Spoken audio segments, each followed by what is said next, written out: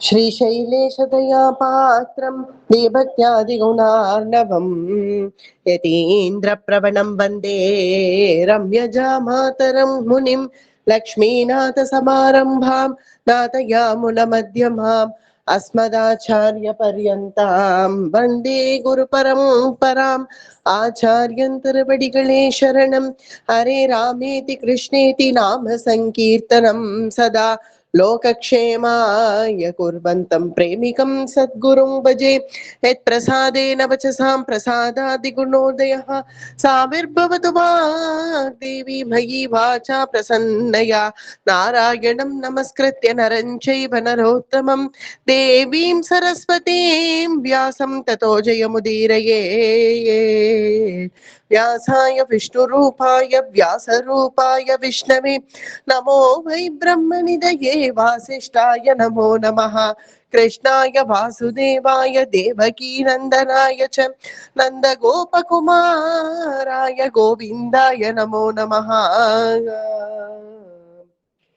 नमोऽस्तु ते व्यासविशालबुद्धे पुल्लारविन्दायतपत्रनेत्रे येन त्वया भारततैलपूर्णः प्रज्वालितो ज्ञानमयप्रदीपः மகாபாரதத்துல துரோண பர்வா அனுபவிச்சுட்டு இருக்கோம். அதுல அபிமன்யுனுடைய துரதிருஷ்டவசமான அந்த மரணத்தை பார்த்தோம். அதன் தொடர்ச்சியாக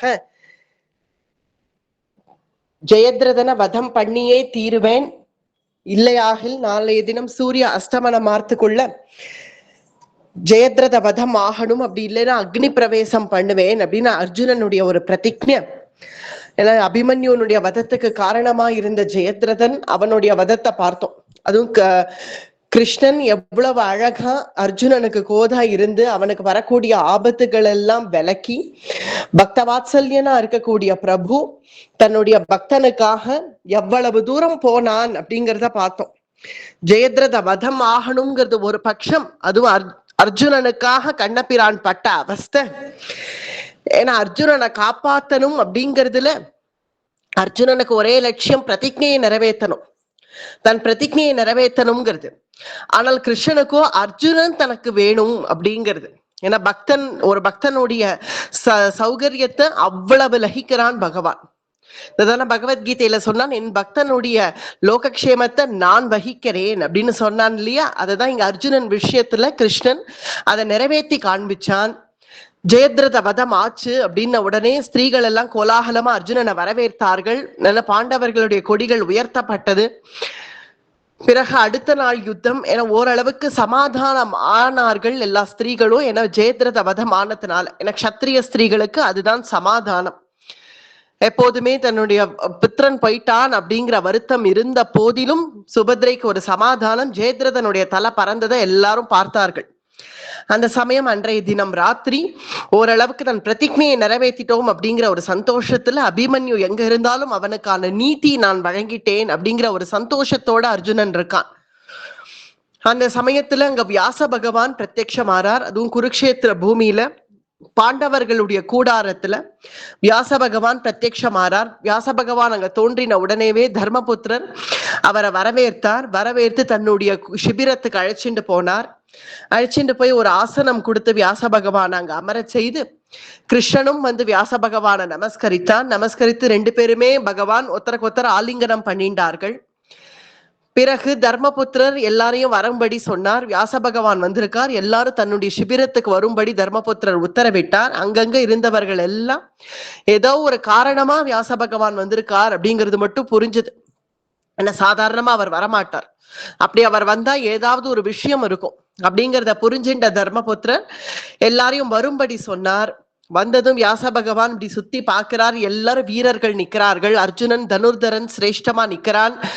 எல்லாரும் நிக்கிறத பார்த்த உடனே தர்மபுத்திரரை பார்த்து சொல்றார், யுதிஷ்டிரா, உன்னுடைய பத்தினிகள் எல்லாரையும் வர சொல், உங்களுடைய பத்தினிகள் எல்லாரையும் வர சொல்லி, நான் ஸ்திரீகளை பார்க்கணும், அவளை பார்க்கணுங்கிறதுக்காக தான் நான் வந்தேன் அப்படின்னு வியாச பகவான் சொன்னதும் ஸ்திரீகளுடைய கூடாரம் அந்த பக்கம் இருக்கு. ஒரு காவலன் அழைச்சு சொன்னான், அந்த ஸ்திரீகள் எல்லாரையும் அழைச்சிட்டு வா, வியாச பகவான் வந்திருக்காருன்னு சொல்லி அழைச்சிட்டு வா அப்படின்னதும் எல்லா ஸ்திரீகளும் அதே சபைக்கு வந்து சேர்ந்தார்கள்.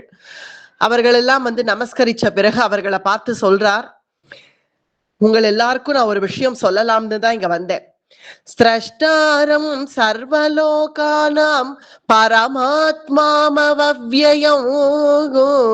ஏ பஷ்யந்தி ஹ்ருஷிகேஷம் ந தே முஹ்யந்தி கர்ஹிசித் சர்வலோகானாம் பரமாத்மா அவ்யயம். உங்களுக்கு புரியறது இல்லையா? ஸ்திரீகளை பார்த்து சொல்றார் வியாச பகவான், உங்களுக்கு புரியறது இல்லையா? ஜெயத்ரத வதம் ஆச்சு, அது எதனால ஆச்சுன்னு நீங்க நினைக்கிறீர்கள்? உங்க பக்கம் யாரு இருக்கா? பரமாத்மா. பரமாத்மா உங்க பக்கம் இருக்கிறதுனால. யுத்த களத்துல நீங்கள் எல்லாம் க்ஷத்ரிய ஸ்திரீகள், உங்களுக்கு புதுசா நான் சொல்லணுங்கிற அவசியம் இல்லை, ஏற்கனவே கிருஷ்ணன் உங்களுக்கு எல்லாம் சொல்லியிருப்பான்.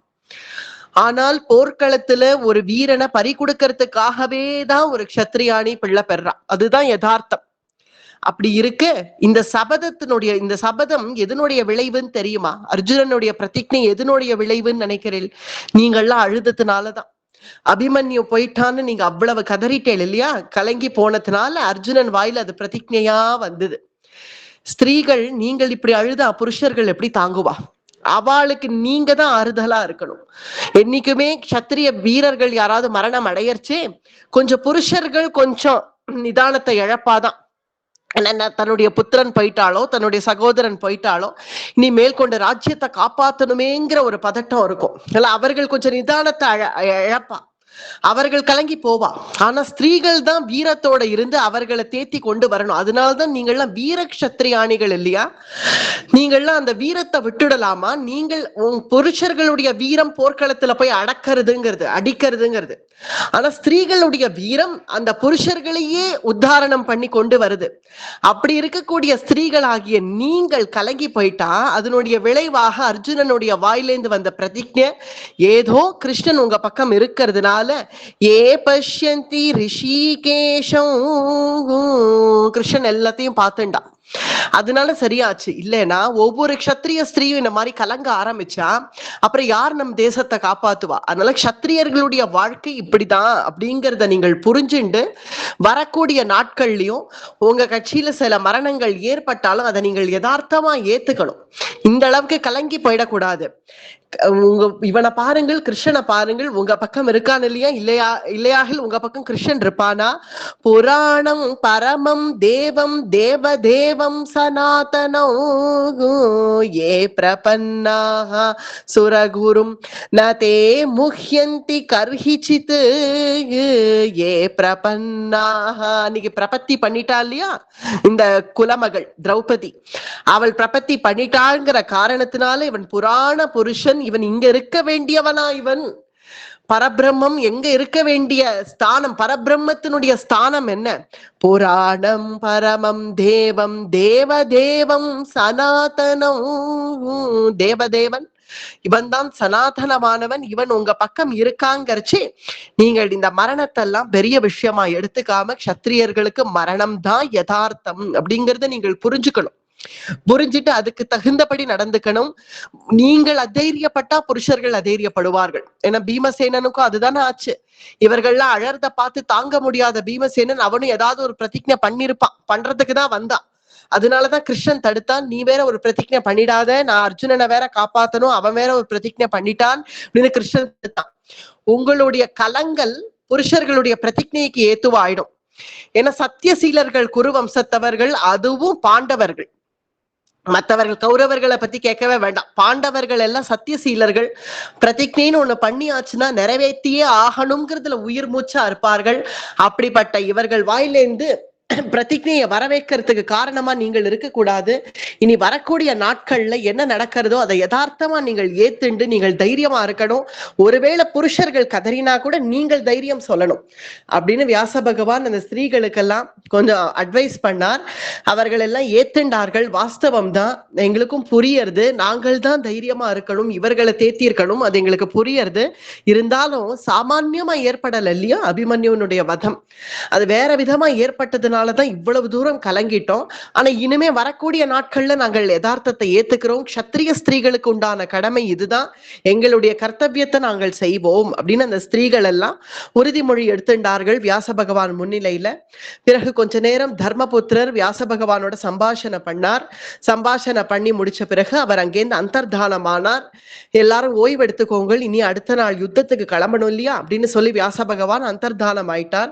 பிறகு எல்லாரும் சித்தனாய் ஓய்வு எடுத்துட்டார்கள். மறுநாள் காலமே 14வது நாள் யுத்தம். இப்போ மறுநாள் பொழுது விடியறது. பொழுது விடிஞ்சது, எல்லா வீரர்களும் மறுபடியும் பழையபடி. அந்த கட்சியில பார்த்தா துரியோதனனுக்கு என்ன பண்றதுன்னு புரியல. ஜெயத்ரதன் வேற போயிட்டான். அதுவும் கிருஷ்ணன் என்ன மாதிரியாக இந்த காரியத்தை சாதிச்சுட்டான்.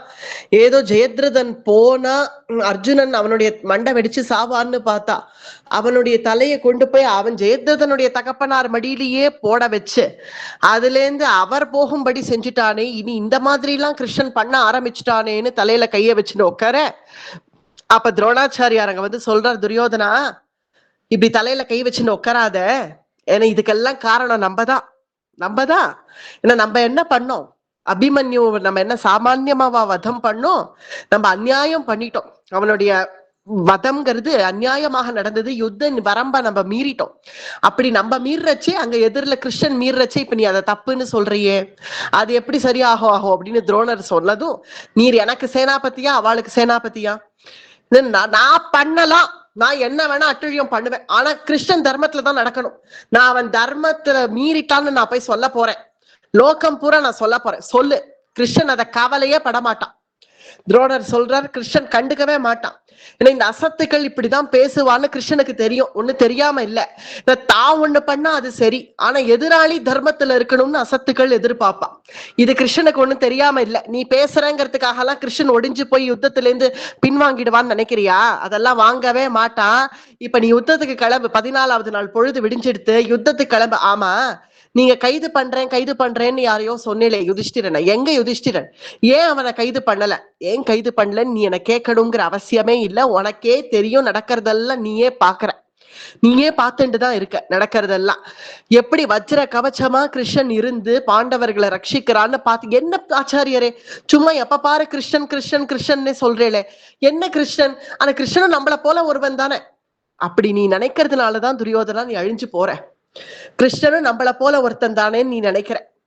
உன்கிட்ட பேசி பிரயோஜனம் இல்ல, நிறைய பேசியாச்சு உன்கிட்ட, இனிமே பேசி பிரயோஜனம் இல்ல. இங்க பார், இப்ப யுத்தத்துக்கு கிளம்புவோம், பார்க்கலாம். யுத்தம் நடந்து தானே இருக்கு, நான் துரோணன் உயிரோட தானே இன்னும் இருக்கேன்.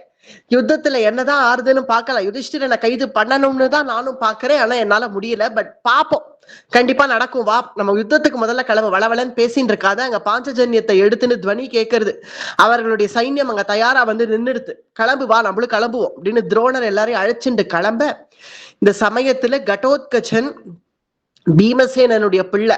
கடோத்கச்சன் பீமசேனனுக்கும் ஹிடிம்பைக்கும் பிறந்த பிள்ளை இந்த கடோத்கச்சன். அவனுக்கு என்ன தோணித்து, அபிமன்யுவும் போயிட்டான். அபிமன்யு போனப்போ கடோத்கஜன் அர்ஜுனனுக்கு சகாயமா அசுர சைன்யத்தை சமாளிக்கணும்னு அர்ஜுனனோடவே போயிட்டான். இப்ப கடோத்கஜன் கிருஷ்ணார்ஜுனர்களை பார்த்து வந்து பேசுறான். யுத்தம் ஆரம்பிக்கிறதுக்கு முன்னாடி வந்து பேசுறான். கிருஷ்ணார்ஜுனர்களை வந்து நமஸ்கரிக்கிறான் கடோத்கஜன். கடோத்கஜன் நமஸ்கரித்து அர்ஜுனனை பார்த்து சொல்றான், சித்தப்பா அபிமன்யு போவான்னு நான் எதிர்பார்க்கல, இந்த அளவுக்கு அவனை அநியாயமா கொல்லுவார்கள்னு எதிர்பார்க்கல. அதுக்கு நீயும் ஒரு பிரதிஜை பண்ணி அதை நிறைவேற்றிட்ட. ஆனால் நான் இருக்கேங்கிறத மறக்காதீங்க யாரும். இங்க நான் உங்களுக்கு மூத்த பிள்ளை கடோத்கச்சன், நான் இருக்கேங்கிறத யாரும் மறக்க வேண்டாம். நான் பாண்டவர்களுக்கு முதல் வாரிசு கடோத்கச்சன் தான்.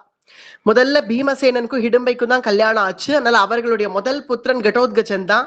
அவன் ராட்சச ராஜ்யம் அவனுக்கு இருக்கு, ராட்சசேஸ்வரனா அவன் இருக்கிறதுனால அடிக்கடி இந்திரபிரஸ்தம் வந்துட்டு மட்டும் போவானே தவிர இங்கேயே அவன் இருந்ததில்லை.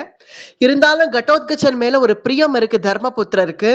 ஏன்னா பீமசேனனுடைய பிள்ளைங்கிறதுனாலயே, அதுவும் இவர்களுடைய முதல் வாரிசுங்கிறதுனாலயே ஒரு பிரியம் இருக்கு தர்மபுத்திரருக்கு. வனவாசத்துல கூட பாண்டவர்கள் இருந்தப்போ பத்ரிகாசிரமம் கடோத்கச்சன் தான் வந்து எல்லாரையும் அழைச்சின்னு போனான். அப்படி இருக்க அந்த கடோத்கச்சன் வந்து சொல்றான், நான் மூத்த புத்திரன், நான் இருக்கேங்கிறத நீங்கள் யாரும் மறக்க வேண்டாம். எனக்கு ஒரு பிரதானமான ஒரு போஸ்ட் எனக்கு இன்னைக்கு கொடுங்க. சேனாபதியா திருஷ்டத்யும்னன் இருக்கார், நான் இல்லைன்னு சொல்லல. ஆனா இன்றைய தினம் எனக்கு கொஞ்சம் பிராதானியம் கொடுங்கள், நான் யுத்தம் பண்றேன், என் தலைமையில இன்னைக்கு யுத்தம் நடக்கட்டும். நான் கௌரவர்கள் எப்ப மாயாபிகள்னு தெரிஞ்செடுத்தோ, மாய பண்ணி இந்த மாதிரி எல்லாம் தந்திரம் பண்ணி அபிமன்யு மாதிரியான பெரிய பெரிய வீரர்களை வதம் பண்றாங்கன்னு எப்போ தெரிஞ்செடுத்தோ, இனி இவர்கள் மாதிரியான ஆசாமிகளை நான் தான் டீல் பண்ணணும், நான் ராட்சசன், நான் தான் இவர்கள் எல்லாம் நான் சரி கட்டணும். அல்ல எனக்கு அனுமதி கொடுங்கள், இன்றைய தினம் திருஷ்டத்யும்னனும் உங்க கூட எங்கேயாவது உங்க கூட நிக்கட்டும், என்ன பிரதானமா முன்னாடி அனுப்புங்கள், இன்றைய தினம் என் தலைமையில யுத்தம் நடக்கட்டும்.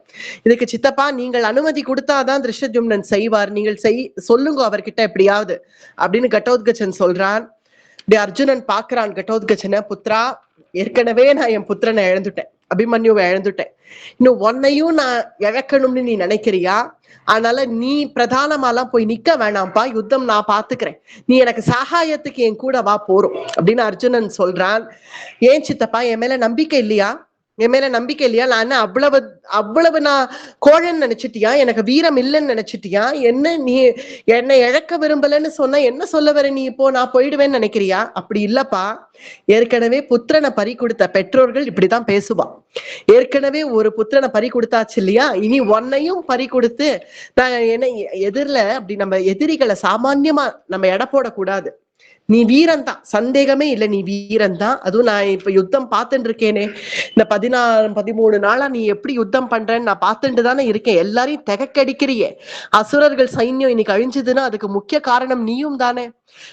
என் கூட இருந்து சகாயம் பண்ண. அது இல்லப்பா விஷயம். இருந்தாலும் எதிரிகள் அப்படி குறைச்சு மதிப்பிடக்கூடாது.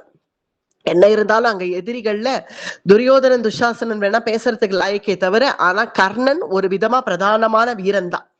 அப்படி இருக்கு, அவ்வளவு சாமான்யமா எடை போடாத துரோணாச்சாரியார் இருக்கார், கிருபாச்சாரியார் இருக்கா, இவர்கள் எல்லாம் மீறி, ஏன்னா துரோணரை இன்னி வரைக்கும் நம்மளால ஒண்ணும் பண்ண முடியல இல்லையா?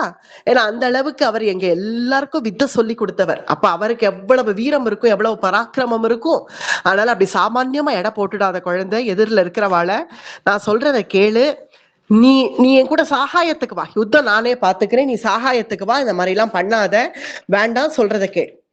இல்ல சித்தப்பா, எனக்கு பிடிக்கல நீ பேசுறது, இன்னைக்கு என் தலைமையில யுத்தம் நடந்தே ஆகணும், கர்ணன் அங்க பிரதானம்னு நீயே சொல்ற இல்லையா, அந்த கர்ணனோட நான் இன்னைக்கு யுத்தம் பண்றேன், கர்ணனோட நான் யுத்தம் பண்ணி நான் அவனை ஒழிச்சு கட்டுறேனா இல்லையா பார். வேண்டாம், ஒழிச்சு கட்டாத, நான் பிரதிஜ்ஞை பண்ணிருக்கேன், கர்ணனை நான் தான் வதம் பண்ணுவேன், நீ அவனை எதுவும் பண்ணாத, நீ வேணா அவனோட யுத்தம் பண்ணு. சரி கிருஷ்ணனை பாக்குறான் அர்ஜுனன், இவ்வளவு தூரம் நிர்பந்திக்கிறானே கடோத்கச்சன், என்ன பண்ணலாம்?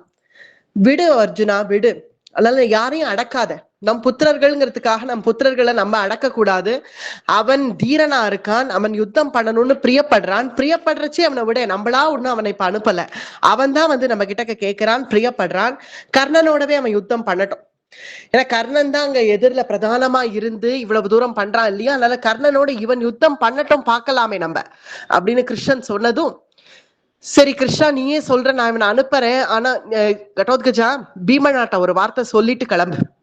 எதுக்கும் நீ என்ன இருந்தாலும் நீ அவர் புத்திரன் இல்லையா, நீ அவர்கிட்ட ஒரு வார்த்தை சொல்லு, அவர் இடத்துல அனுமதி வேண்டிட்டு கிளம்பு.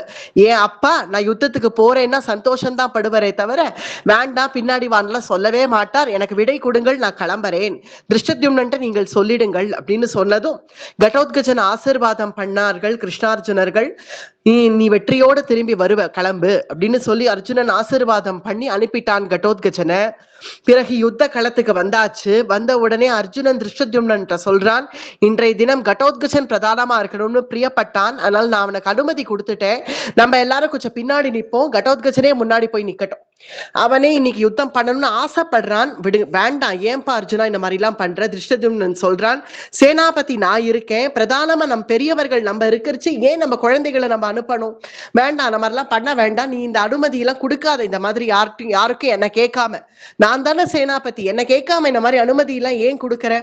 வேணாம், கொடுக்காத, நீ கடோத்கஜனை பின்னாடி வர சொல்லு, நானே போய் நிக்கிறேன், சேனாபதியா நான் போய் நின்று நானே யுத்தம் பண்றேன், இவனை பின்னாடி வர சொல்லுன்னு சொல்ல கிருஷ்ணன் சொல்றான், இந்த மாதிரி நம்ம க்ஷத்திரியர்களுக்கு இது அழகு இல்லை, இதைத்தான் நான் வேண்டாங்கிறேன். கிருஷ்ணன் என்ன சொல்றான், நம்ம ஒரு வீரன் போயிட்டாங்கிறதுக்காக அவனுடைய வீரன் அவன் போனதுனால நம்ம பின்னாடி நம் புத்திரன் அப்படிங்கிற பாசம் எல்லாம் எதிர்கட்சிக்கு மட்டும் இல்ல, நம்ம கட்சியிலையும் நம்ம கொண்டு வரக்கூடாது. இவன் புத்திரன், இவன் சகோதரன், இந்த மாதிரி பாசத்துக்கெல்லாம் இங்க இடம் இல்ல. யுத்தம் யுத்தம் நடந்தாகணும். அதுவும் எதிரில மாயாவிகள் மாயையா யுத்தம் பண்றார்கள், அநியாயமா கொல்ல ஆரம்பிச்சிட்டார்கள், யுத்த நீதியை மீறிட்டார்கள். இப்படி இருக்கிறச்சு இவர்களுக்கு எல்லாம் இந்த ராட்சசனாகிய கடோத்கஜன் பதில் சொல்றதுதான் சரியா இருக்கும். அதனால கடோத்கஜன் யுத்தம் பண்ணட்டும், யாரும் இன்னைக்கு அவனை தடுக்க வேண்டாம் அப்படின்னு கிருஷ்ணன் சொன்னதும் கடோத்கஜன் நல்ல திரிசூலத்தை எடுத்துண்டு ராட்சசேஸ்வரன் வந்துட்டான். பஷ்யாமி கர்ணம் கௌந்தேயா தேவராஜமிஹாகவே விசரந்தம் நரவ்யாக்ரம் அதிமானுஷ விக்ரமோ பஷ்யாமி கர்ணம் கௌந்தேயா. கௌந்தேயா, கிருஷ்ணன் சொல்றான் அர்ஜுனனை பார்த்து, கௌந்தேயா நீ வளையா சாமான்யமா நினைக்காத, இன்னைக்கு இவன் ஒரு பெரிய காரியம் பண்ண போறான், நீ பார். பஷ்யாமி கர்ணம் கௌந்தேயா, கர்ணனும் இவனும் மோதுறத நீ பாரு. இவன் எவ்வளவு பேர்பட்ட காரியத்தை இன்னைக்கு கடோத்கஜன் பண்ண போறான் பார் அப்படின்னு கிருஷ்ணன் சொல்ல, உடனே பீமசேனன் சொல்றான், என் புத்திரன் மேல எனக்கு நம்பிக்கை இருக்கு, அவன் நமக்கு பெருமை சேர்ப்பான் நிச்சயமா, நம்ம எல்லாரும் அவன் யுத்தம் பண்ற அழக வேடிக்கை பார்ப்போம் அப்படின்னு பீமனுமே சொல்லிட, சரின்னு பாண்டவர்கள் எல்லாரும் வேடிக்கை பார்க்கிறார்கள். பார்த்தா இவனோ ராட்சசன் தன் ஸ்வஸ்வரூபத்துல வந்து நிக்கிறான். நல்ல உயரக்க அவனுடைய ரூபம், பீமனுக்கு அப்படியே டபுள் ட்ரிபிள்னு சொல்லலாம் அவனுடைய ஆக்கிருதி. அப்படி அவனுடைய ஸ்வஸ்வரூபத்தை எடுத்துட்டு வந்து திரிசூலத்தை எடுத்துட்டு ராட்சசேஸ்வரன் வந்து நின்னு யாரோட நம் யுத்தம் பண்ணலாம்னு எதிரில பாக்குற சில பேர்கள் கௌரவர்களுடைய கட்சியில இவர் நான் பார்த்த உடனேவே எடுத்தார்கள் ஓட்டம். இத்தனை நாட்கள் கடோத்கஜன் அசுர சைன்யத்தோட சமாளிச்சுட்டு இருந்தான். இப்ப கௌரவ சைன்யம் முன்னாடி அவன் வந்து நின்ன உடனே இவனை பார்த்ததுமே சில பேர்கள் எடுத்தார்கள் ஓட்டம். எடுத்து இவன் என்ன இவ்வளவு உயரமா இப்படி வந்து நிக்கிறாளே, இவனோட யார் பண்ணுவா யுத்தம்னு சில பேர்கள் பயந்து ஓடிட்டார்கள். இப்படி எல்லாரும் பயந்து ஓடுறத பார்த்து துரியோதனன், என்னடா இது எல்லாரும் ஓடுறீர்கள், இப்படி வந்து நில்லுங்கள், யுத்தம் பண்ணுங்கள் அப்படின்னு துரியோதனன் கத்த, துரோணர் உடனே முன்னாடி வரார். நான் போய் யுத்தம் பண்றேன் துரியோதனா, கத்தாத இரு. இவன் யாருன்னு உனக்கு தெரியறதா? பீமசேனனுடைய புத்திரன். தெரியுமே, முதல் நாள் யுத்தத்திலேயே இவன்ட்ட நான் வாங்கிட்டேனே, தெரியுமே எனக்கு இவனை தெரியும், அதனாலதான் நம்ம ஒருத்தராலெல்லாம் சமாளிக்க முடியாது, எல்லாரும் சேருங்கள், எல்லாரும் சேர்ந்து இவனை அடிக்கலாம், இதுதான் வேணாங்கிற. துரோணர் சொல்றார், வேண்டாம் போறோம், அபிமன்யு விஷயத்துல அதை நம்ம தப்பு பண்ணிட்டோம், வேண்டாம், ஒவ்வொருத்தராவே போவோம், எல்லாரும் இப்படி சேர்ந்தெல்லாம் போக வேண்டாம், இரு நான் போய் பாக்குறேன் இரு அப்படின்னு துரோணாச்சாரியார் முன்னாடி வந்து நிக்கிறார். முன்னாடி வந்து துரோணாச்சாரியார் நின்ன உடனே கடோத்கஜன் பாக்குறான், இப்படி ஏற இறங்க பாக்குறான். யார் இது அப்படின்னு ஏற இறங்க பாக்குறான். ஐய நீங்களா, துரோணாச்சாரியாரா நீங்களா அப்படின்னு பாக்குறான் கடோத்கஜன். திஷ்ட துரோண திஷ்ட திஷ்ட நமேவி ஜீவன் துரோண புத்திர கமிஷ்யசி திஷ்ட துரோண. துரோணா, ஏன்னா பாண்டவர்களுக்கு வேணா துரோணாச்சாரியர் ஆச்சாரியர், அதனால துரோணாச்சாரியர் ஆச்சாரியர் சுவாமின்னு அவர்கள்லாம் மரியாதையா பேசுவா. கடோத்கஜனுக்கு அதெல்லாம் ஒண்ணுமே இல்ல. அதனால எடுத்ததுமே டாய் துரோணா அப்படின்னு ஆரம்பிக்கிறான். திஷ்ட துரோண, நில்லு நில்லு, திஷ்டன நில்லுன்னு அர்த்தம், நில்லு. திஷ்ட திஷ்ட நமே ஜீவன், உனக்கு உன்னுடைய ஜீவன்ல ஆசை இருந்ததுன்னா என் எதிரில வராது, உன் கூடவா நான் யுத்தம் பண்ணுவேன். ஐய என்ன பிராமணரே, நீங்கள் யாகம் பண்ண போலியா? நீங்கள் யாகம் பண்ண வேண்டியவர்கள்லாம் இங்க வந்து யுத்தத்துல நின்று என்ன பண்ணிட்டு இருக்கீர்கள்? நீங்கள்லாம் இங்க வரத்துக்கு லாயக்கா? நீங்கள்லாம் வரலாமா முதல்ல யுத்த களத்துக்கு? திஷ்ட துரோண. அவங்க பக்கத்துல திரும்பி பார்த்தா துரியோதனன் நிக்கிறான். கிமத்ய போ ஹே கிருபா, கிருபாச்சாரியரை பார்த்து சொல்றான். அடுத்தது துரோணர் பக்கத்திலேயே கிருபாச்சாரியார் வந்து நிக்கிறார். கிருபாச்சாரியரை பார்த்து ஹே கிருபா, கிருபாச்சாரியர்னு நம்ம எல்லாம் சொல்றோம், ஒவ்வொரு இடத்துலயும் கிருபாச்சாரியர்னு தான் வர்ணிக்கப்படுறது. ஆனா நீங்க கடோத்கஜன் சொல்றான் கிமத்ய போ ஹே கிருபா, கிருபா, கிருபாதன நீ, கிருபாதன நீ, கிருபாலே சோபி, ஒன் விஷயத்துல எனக்கு கிருபாலேசம் இல்ல, ஒன் விஷயத்துல எனக்கு கிஞ்சித் கருணை இல்ல, உங்க ரெண்டு பேரோட நான் யுத்தம் பண்ண மாட்டேன். ஏன்? துரோணர் கேட்கிறார், ஏன்டா? ஏன் என்ன ஆட்டம் எல்லாம் ரொம்ப அட்டகாசமா இருக்கு, ரொம்ப பயங்கரமா இருக்கு, என்ன வாய்ச்ச விடால், எல்லாம் வாயில பேசக்கூடாது, கையில எடுத்து காட்ட மாட்டேன். இங்க பாருங்கோ, நீங்க என்னுடைய சித்தப்பாக்கு பெரியப்பாக்கள்லாம் நீங்க வித்து சொல்லி கொடுத்துருக்கீங்க, என்னுடைய அப்பாக்கள்லாம் நீங்க ஆச்சாரியன், அதனால நான் ஒரு அடி அடிச்சா நீ உங்களுக்கு ஏதாவது ஆச்சுன்னா அப்புறம் அவெல்லாம் கண் கலங்குவா, அதுக்காகத்தான் சொல்றேன். உங்க ரெண்டு பேரும் எனக்கு யுத்தம் பண்ண இஷ்டம் இல்ல, யுத்த நீதியெல்லாம் நீங்க மீறிடுவீர்கள்னு எனக்கு தெரியும், என் தம்பி அபிமன்யுவை அப்படிதான் வதம் பண்ணீர்கள்னு எனக்கு தெரியும், நீங்க யுத்த நீதியெல்லாம் நீங்க கடைபிடிக்க மாட்டீர்கள். ஆனால் நான் கேட்கிறேன், யுத்த நீதியை மதிச்சு கொஞ்சம் விலகிறீர்களா? எனக்கு உங்க 2 பேரோட யுத்தம் பண்ண இஷ்டம் இல்ல. ஐயையே, நீங்க 2 பேருமா? எனக்கு சமானமானவர்கள் நீங்கள் இல்லை, நகருங்கள் அப்படின்னதும் சரி இவன் வேண்டான்னு சொல்றான், நம்ம வேணா கிளம்பிடுவோமா அப்படின்னு கிருபாச்சாரியர் கேட்கிறார். கிளம்பிடுவோம், சரிதான், இவனோட சேர்ந்து நம்ம சைன்யம் சமாளிக்கும். அங்க பின்னாடி பாண்டவர்கள் தனியா இருந்தான்னா, ஒருவேளை யுதிஷ்டிரர் தனியா இருந்தா அவனை கைது பண்ற வேலையை நம்ம பார்ப்போம், நம்ம கிளம்புவோம் அப்படின்னு துரோணரும் கிருப்பரும் விலகிட்டா. பிறகு வேற யாருன்னு பார்த்தா துஷாசனன் வந்து நிக்கிறான். துஷாசனனை பார்த்ததும் த்வமாத்ய நிஹனிஷ்யாமி க்ரைஞ்ச மிக்சுதோ ததாக. துஷாசனா, நீலாம் ஒரு ஆளா? உன்னை அடிச்சாளா எனக்கு பெருமை? உன்னை அடிக்கிறதுல எனக்கு அவமானம்.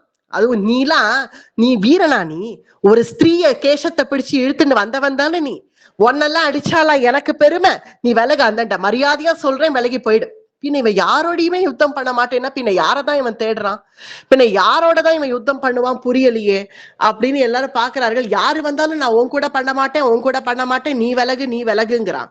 சரி, பின்ன இவனுக்கு யாருதான் வேணும்? யாரு வேணும் அப்படின்னு சொல்ல, எனக்கு உங்க யாரோடையும் நான் யுத்தம் பண்ண மாட்டேன், நான் ஒருவனை தேடுறேன், அவன் வரட்டும், அது வரைக்கும் நான் இப்படி பார்த்துட்டு தான் இருப்பேன்னு கடோத்கஜன் திரிசூலத்தை கையில வச்சுண்டு, கத்திய வாழை கையில வச்சுட்டு நிக்கிறான்.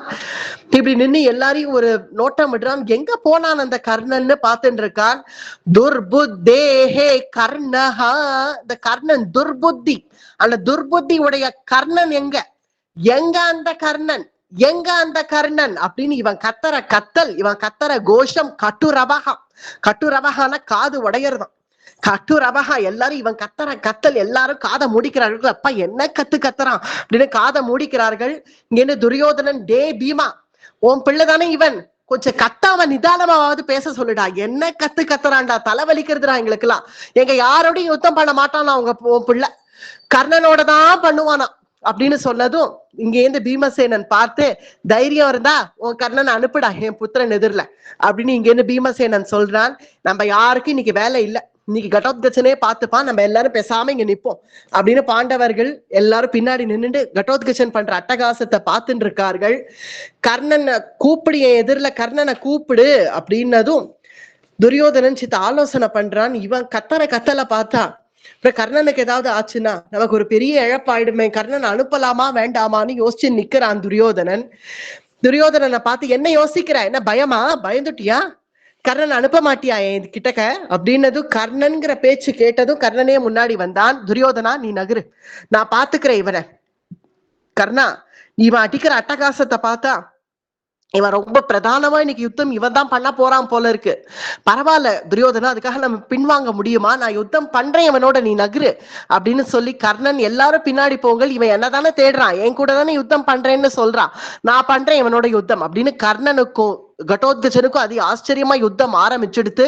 2 பேருக்கும் அடியாவது அடி. அதுவும் கடோத்கஜனுக்கு கர்ணன் போடுற அஸ்திரம் எல்லாம் எப்படி இருக்கான், சுறுசுறுவத்தி போல இருக்கான்.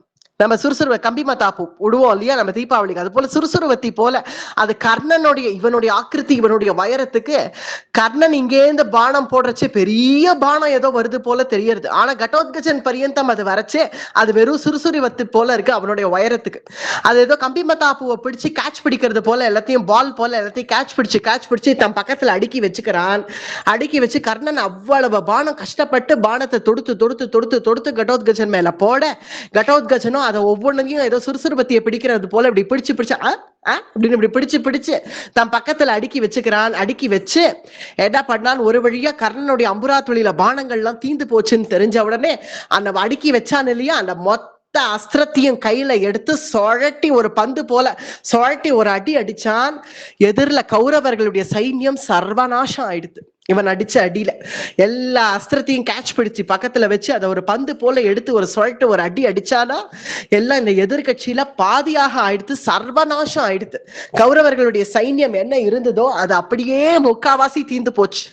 ஏற்கனவே அபிமன்யு பாதி தீத்துட்டான், இப்ப முக்காவாசி இவன் கடோத்கஜன் தீத்துட்டான். சர்வநாசம் ஆயிடுத்து அவ கௌரவர்களுடைய சைன்யம். இத பார்த்த உடனே கர்ணனுக்கு இது என்ன இப்படி பண்ணிட்டானே, இவனோட எப்படி யுத்தம் பண்றதுன்னு புரியாம திகைச்சு போய் கர்ணன் நிக்க, சாயங்காலம் வரைக்கும் யுத்தமாவது யுத்தம் ஆயிண்டே இருக்கு. கடோத்கஜனோட என்ன அஸ்திரம் போட்டாலும் செல்லுபடி ஆல. எல்லாத்தையும் சூலத்தாலேயும் ஒரு தட்டு தட்டிடுறான், இல்லைன்னா கையில கேட்ச் மாதிரி பிடிச்சு வச்சிடுறான். இப்படி இருக்கக்கூடிய கடோத்கஜனோட எப்படி யுத்தம் பண்றதுன்னு புரியல. இப்படி சூரியனை பாக்குறான். இன்னைக்கு சூரியன் அஸ்தமனம் ஆகுமா ஆகாதா, இனி இவன் இந்த யுத்தம் முடியுமா முடியாதான்னு தோணி போயிடுது கர்ணனுக்கு. தஸ்மா தேவம் ராட்சசம் கோர ரூபம் சக்தியா ஜஹித்வம் தத்யா வாசவேன மா கௌரவாஹ சர்வா ஏவேந்திர கல்பா ராத்திரி யுத்தே கர்ணனேஷு சுயோதாக தஸ்மாதம் ராட்சசம் கோர ரூபம். ராட்சசன் நல்ல கோரமான ரூபத்தை வச்சுட்டு கடோத்கஜன் சொல்றான். கர்ணனை பார்த்து சொல்றானா, என்ன சொல்றான், என்ன சூரியனை பாக்குற வெக்கம் கெட்டவனே, சூரியனை என்ன பார்த்துட்டு இருக்க, இந்த சூரியன் அஸ்தமனமாகுவான்னு பாக்குறியா? அட கோழையே, நான் உனக்கு ஒரு விஷயம் புரிஞ்சுக்கோ, நான் ராட்சசன், எனக்கு ஒண்ணு நியமனம் எல்லாம் இல்ல. சாயங்காலம் வரைக்கும் தான் யுத்தம் பண்ணணும், சூரியன் அஸ்தமனம் ஆற வரைக்கும் தான் பண்ணணும்னு எல்லாம் நான் இல்ல, ராத்திரி வரைக்கும் பண்ணலாம் வரியா? ராத்திரி யுத்தே கர்ணனேஷு சுயோதாஹ, ராத்திரி யுத்தம் பண்ணலாம் வரியா? தைரியம் இருந்தா என் எதிரில நில்லு பயில. ராத்திரி வரைக்கும் யுத்தம் பண்றியா என் கூட உட்காந்து? ராத்திரி யுத்தே கர்ணஹா, ஹே கர்ணா வாய் செவிட, உனக்கு வீரமே கிடையாது, என்ன அந்த பேச்சு பேசுவியே? இப்ப சூரியனை பார்த்துட்டு இருக்க, சூரியன் அஸ்தமனமாகுமான்னு பார்த்துட்டு இருக்க, என் எதிரில நிக்க முடியல இல்லையா உன்னால? என் எதிரிலேயே உன்னால நிக்க முடியல, என் தகப்பனார் எதிரில எல்லாம் உன்னால நிக்க முடியுமா? நீ ராத்திரி யுத்தம் பண்ண நான் தயாரா இருக்கேன் வரியா? நியமனத்தை உடைப்போம், அதான் உடைப்பேல, நீங்கள்லாம் தான் யுத்த நீதியை உடைப்பேல் இல்லையா? நான் யுத்த நீதியை மதிக்கிறேன்.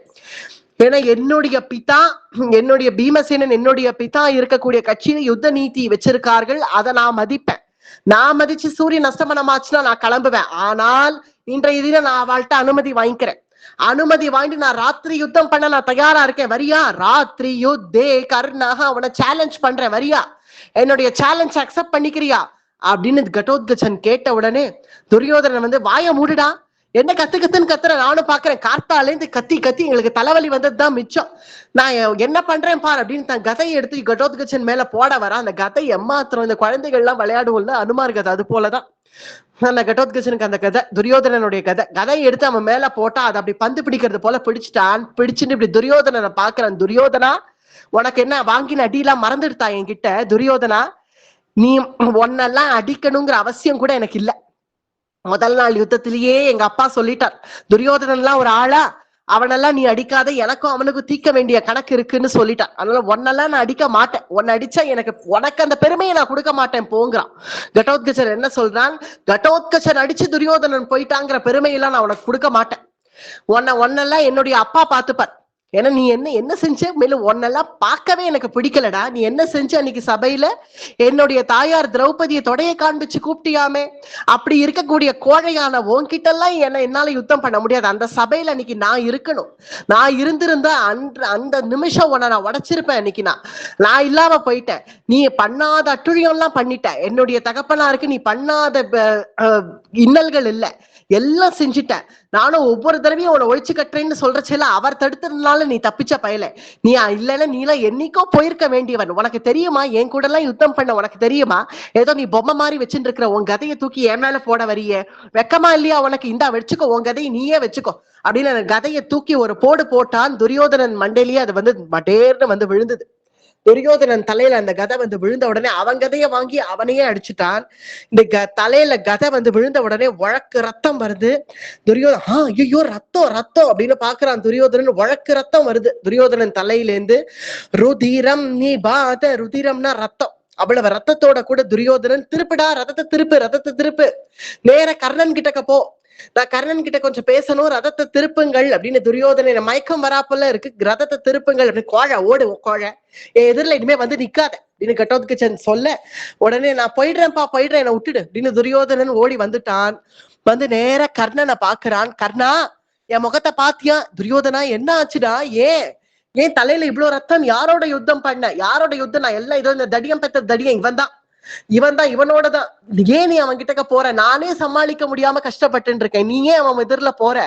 ஏற்கனவே அவன் தான் எல்லாரையும் அடிச்சு துவம்சம் பண்ணிட்டு இருக்கான், இப்ப போய் நீ அவன் எதிரில போறியே கர்ணா, ஏன் அவனை நீ யுத்தம் பண்ணி வதம் பண்ண மாட்டேங்கிற? இங்க பாருப்பா, நான் துரியோதனா என்னை மன்னிச்சிடு. கர்ணன் சொல்றான், என்னை மன்னிச்சிடு, நான் எவ்வளவோ முயற்சி பண்ணி பார்த்தேன், ஆனா இவன் சிம்மத்துக்கு மேல சிம்மமா இருக்கான். சவை கிருத்தஹா சிம்ம இவாத்மர்ஷி நாமர்ஷயத் பிரதி காத்தம் ரணேசௌ. ரணேசௌ ரணமா இருக்கு என்னுடைய உடம்பு, பாரு என்ன கொஞ்சம் பாரு. எனக்கு என்னமோ புரியல, இன்னைக்கு கடோத்கச்சன் வந்து இப்படி நிப்பான்னு நான் எதிர்பார்க்கவே இல்லை. ஏன்னா இத்தனை நாட்கள் அசுர சைன்யம் நமக்கு இருந்தது துரியோதனா, இவன் அசுரர்களோட போராடினான், இப்ப நம்ம எதிரில வந்து நிக்கிறான், நம்மளால இவனோட யுத்தம் பண்ண முடியாது, இவன் ராட்சசன் பா, இவன் இந்த ராட்சசனோட எப்படி நம்மளால யுத்தம் பண்ண முடியும்னு நீ நினைக்கிற? என்னால முடியல அப்படின்னு. வெக்கமா இல்லையா? வெக்கம் இல்லையா உனக்கு? முடியலன்னு சொல்றிய, உன்கிட்ட திவ்யாஸ்திரம் இருக்குல்ல, அதை எடுத்து போடு. சக்திங்கிற ஒரு திவ்யாஸ்திரம் இருக்கு கர்ணன் கிட்டக்க.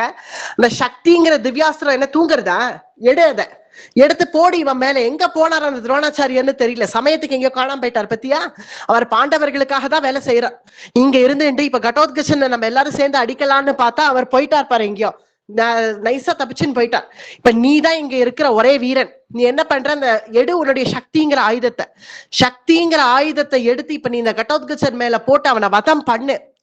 வேண்டாம் துரியோதனா, கொஞ்சம் ஆலோசனை பண்றான் கர்ணன். நான் சக்தி அந்த ஆயுதத்தை நான் அர்ஜுனனுக்காக வச்சிருக்கேன், நான் அர்ஜுன வதத்துக்காக நான் அதை வச்சிருக்கேன், அர்ஜுனனை எப்படியாவது வதம் பண்ணணும் அப்படிங்கிறதுனால நான் அந்த சக்திங்கிற ஆயுதத்தை வச்சிருக்கேன்.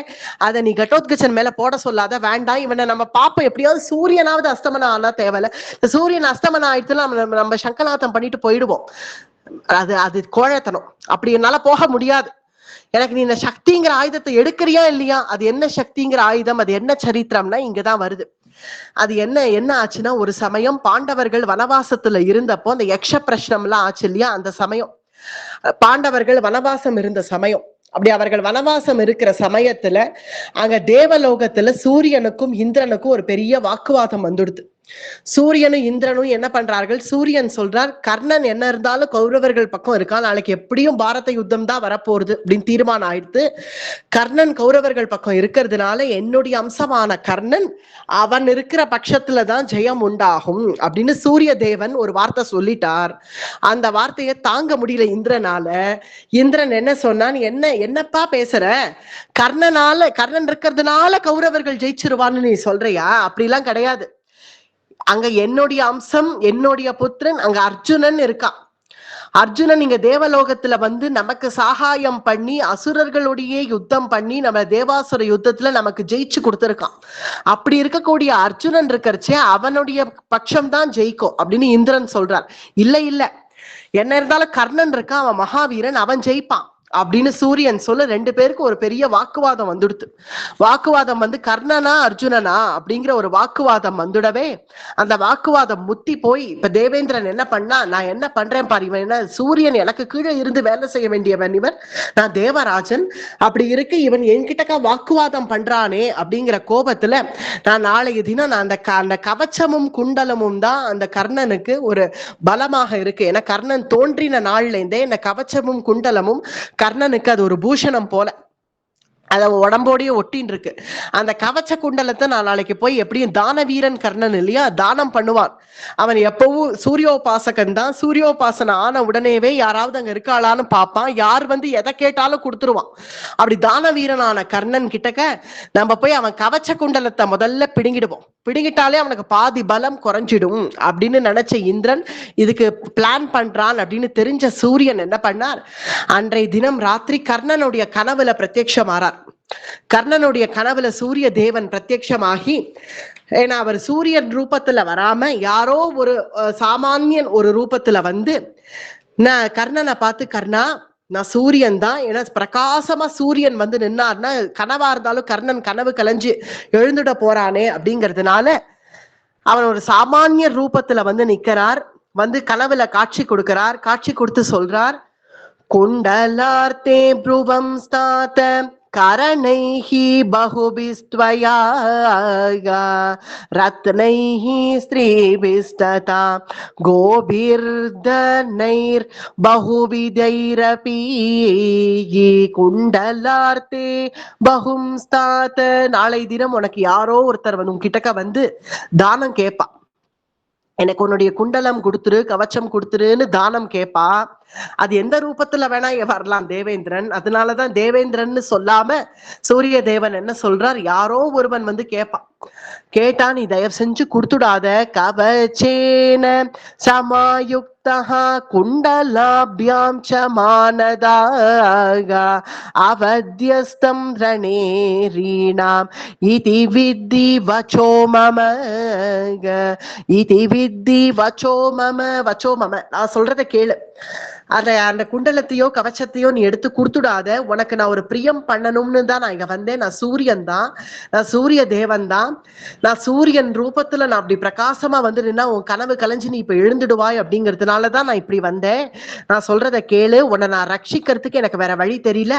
தஸ்மாத் ரக்ஷ்யம் த்வயா கர்ணா ஜீவிதம் சேத் பிரியம் தவ. பிரியம் தவ, உனக்கு ஒரு பிரியம் பண்ணணுங்கிறதுக்காக தான் எங்க வந்தேன். தஸ்மாத் ரக்ஷ்யம் த்வயா கர்ணா, உன்னை ரட்சிக்கிறதுக்கு எனக்கு வேற வழி தெரியல, அதனால வந்தேன்.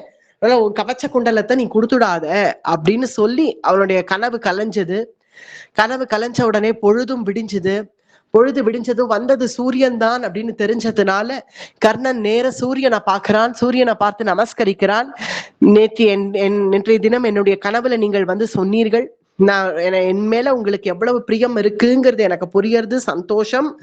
ஆனால் தானம்னு ஒருத்தர் வந்தா அதை என்னால முடியாதுன்னு பின்வாங்க முடியாது. யாராத்தான் வரட்டுமே, இந்திரனாகவே வரட்டும். ஏன்னா இந்திரன் தான் இத்தகைய காரியம் பண்ண போறான்னு தெரிஞ்சிடுது கர்ணனுக்கு.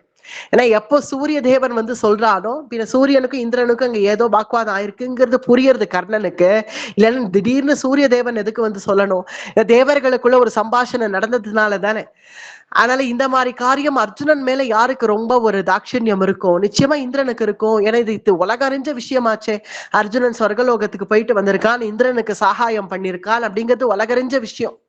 அப்படி இருக்க அந்த அர்ஜுனன் மேல இந்திரனுக்கு தான் அவ்வளவு பிரியம் இருக்கும்னு தெரிஞ்ச கர்ணன், யாராத்தான் வரட்டும், எனக்கு அதை பத்தி கவலை இல்லை, தானம்னு கேட்டா நான் கொடுக்கத்தான் கொடுப்பேன், இந்த தடவை உங்களுடைய வார்த்தையை நான் மீறேன், என்னை மன்னிச்சிடுங்கள் அப்படின்னு சொல்லி சூரியோபாசனையை முடிக்கிறான் கர்ணன்.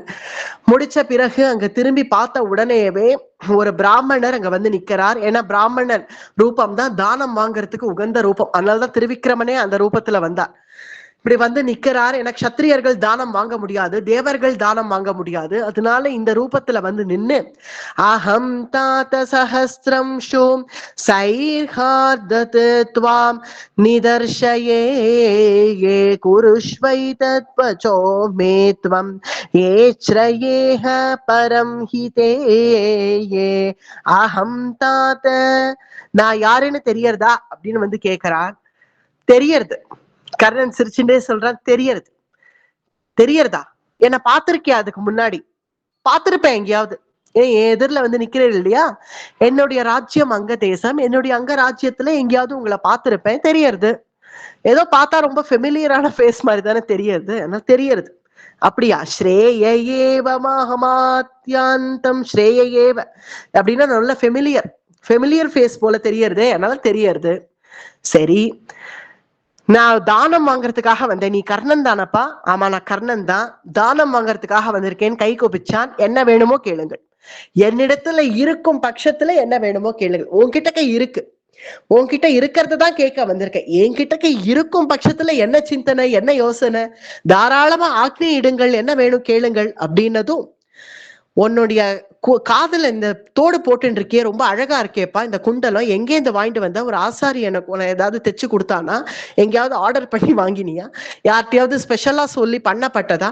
இது என்ன இந்த குண்டலம் ஆடுறது? இது ரொம்ப நாளா எனக்கு இதுக்கு மேல ஒரு கண்ணு, இந்த குண்டலம் எனக்கு ரொம்ப பிடிக்கும், இந்த குண்டலம் உனக்கு எங்கேருந்து வந்தது அப்படின்னு கேட்டதும் கர்ணன் சொல்றான், நான் கர்ணன்கிறது உங்களுக்கு தெரியுமாக, என்னோட கூடவே வந்தது இந்த கவச்சமும் குண்டலம்ங்கிறது உங்களுக்கு தெரிஞ்சிருக்குமே.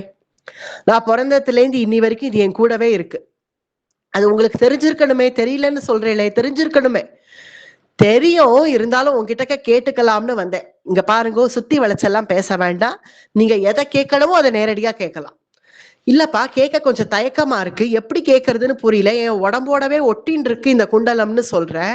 பின்ன எப்படி கேட்கறதுன்னா, பின்ன உங்களுக்கு இந்த குண்டலம் வேணுமா? ஆமா, குண்டலம் மட்டும் இல்ல, அந்த கவச்சமும் வேணும். அந்த கவச்சம் ஒண்ணு போட்டுன்னு இருக்க இல்லையா, அந்த கவச்சமும் எனக்கு வேணும். எனக்கு அதுவும் ரொம்ப பிடிச்சிருக்கு. எனக்கு அந்த கவச்சமும் வேணும், குண்டலமும் வேணும், அவ்வளவுதானே.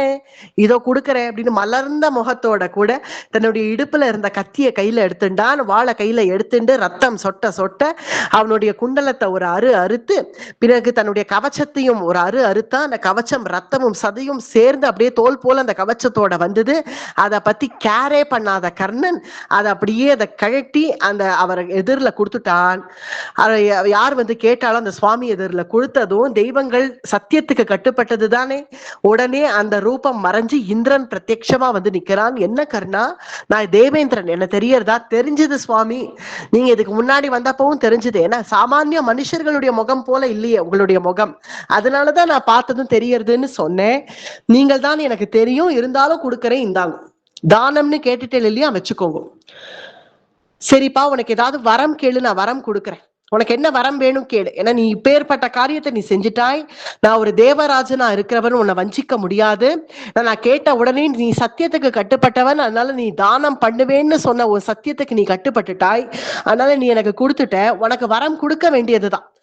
உனக்கு ஏதாவது ஒரு வரம் என்ன வேணுமோ கேளு, நான் கொடுக்கறேன் அப்படின்னதும், உங்களிடத்துல சக்திங்கிற ஆயுதம் இருக்கு இல்லையா, அந்த சக்திங்கிற ஆயுதத்தை எனக்கு கொடுங்கள். அந்த ஆயுதத்தால நான் அர்ஜுனனை வதம் பண்ணணும். அர்ஜுனன் நான் வதம் பண்ணணும்னு என்னை ஆசிர்வாதம் பண்ணி அந்த சக்திங்கிற ஆயுதத்தை எனக்கு கொடுங்கள் அப்படின்னு கர்ணன் கேட்ட உடனே நீ தேவராஜன் பாக்குறான், சக்திங்கிற ஆயுதத்தை கொடுத்துடுறேன், ஆனால் நீ என்ன கேட்கிற, அர்ஜுனனை வதம் பண்ணணும்னு சொன்ன இல்லையா, அது மட்டும் நடக்காதா? நான் என்ன வரம் கேட்டாலும் கொடுக்கறேன்னு சொன்னேன், இப்ப கொடுக்க மாட்டேன்னு சொன்னேன். ஏன்னா அது என் கையில இல்லப்பா, எங்களுக்கெல்லாம் தாண்டி இருக்கான் இல்லையா, அது அவன் கையில இருக்கு, அது அந்த பரமாத்மா கையில இருக்கு. அதனால நாங்கள் நிச்சயமா இந்த வரனை உங்களுக்கு கொடுக்க முடியாது. ஏகம் மனிஷ்யசி ருபும் ஜர்கஜம் பலினம் ரணே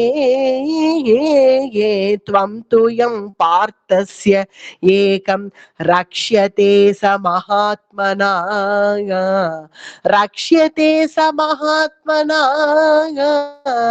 அவனை வஜ்ர கவச்சமா இருந்து ஒரு மகாத்மா அவனை ரட்சிச்சுட்டு இருக்கான்.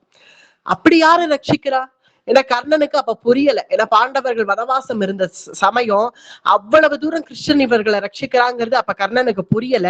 அதனால அப்படியார நான் வதமே பண்ண முடியாதுன்னு சொல்ற அளவுக்கு அப்படி யாரு அவனை ரட்சிக்கிறா அப்படின்னு கேட்டா, நரநாராயண மிச்சிந்தியம் சதேன கிருஷ்ணேன ரக்ஷதே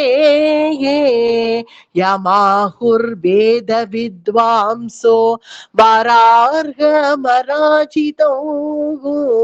வேதத்துக்கெல்லாம் வேதமாகிய பரபிரம்மம் நரநாராயணம், நரநாராயணர்கள்னு சொல்றார்கள் இல்லையா, அதை நீ கேள்விப்பட்டிருக்கியா? அதுல நாராயணனாகிய தேன கிருஷ்ணேன ரக்ஷதே, கிருஷ்ணேன ரக்ஷதே, அந்த கிருஷ்ணன் அவனை ரட்சிக்கிறான். அப்படியா?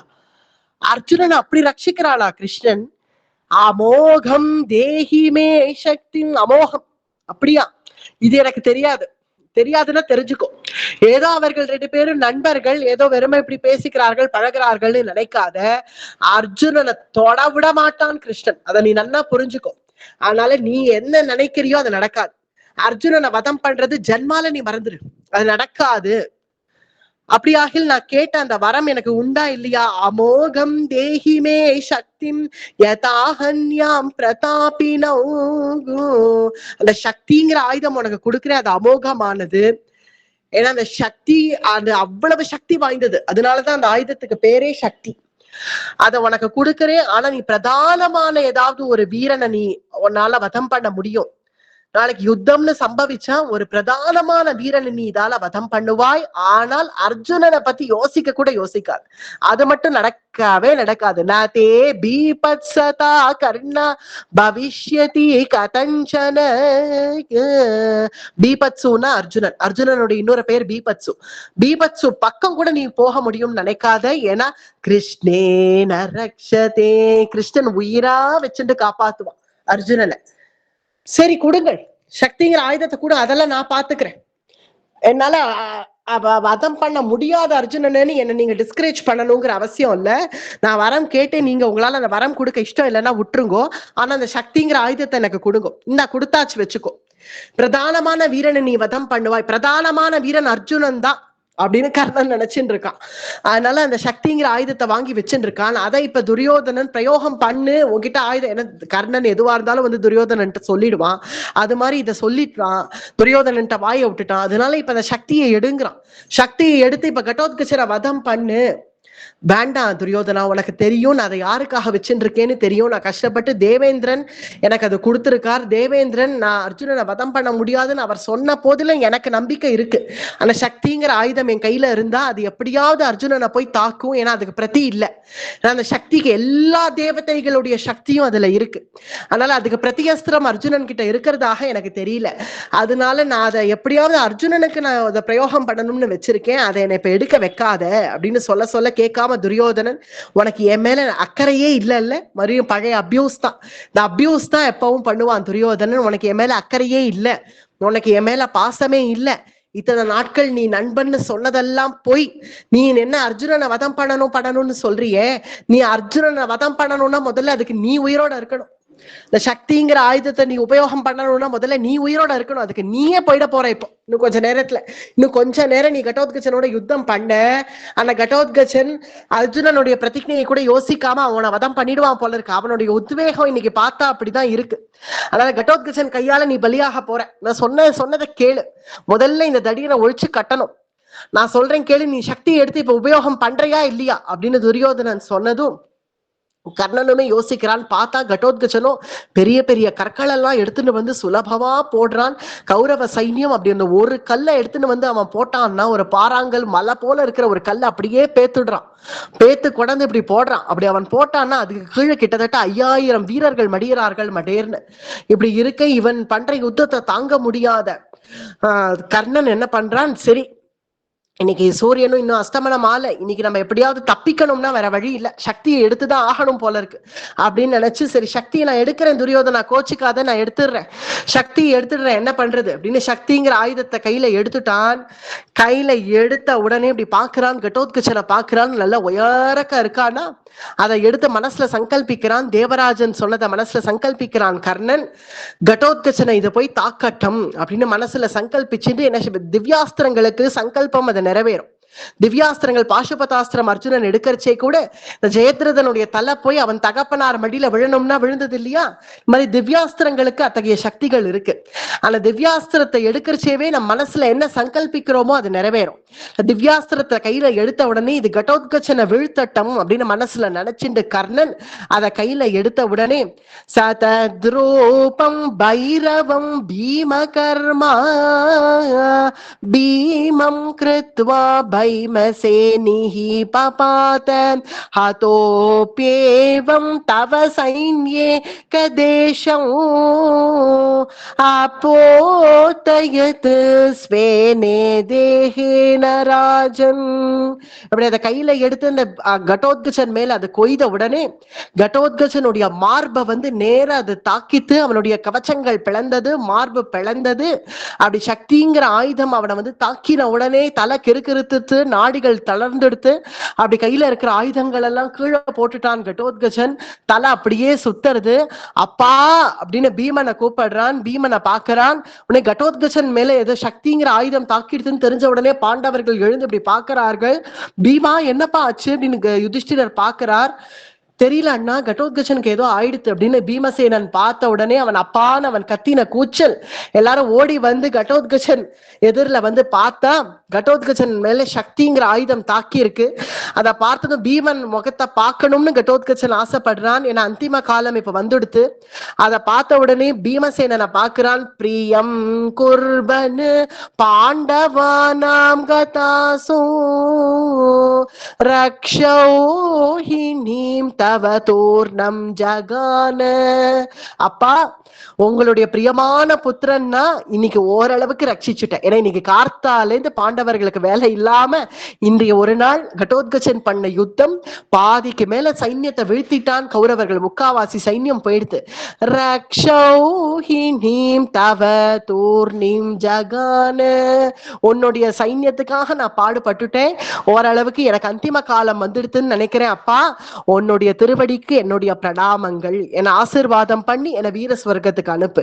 ததோ மிஸ்ராஹ பிரணாதத் சிம்மநாதௌ பேர்யஹ சங்கா மூரஜாஸ்சானகாஸ்சா.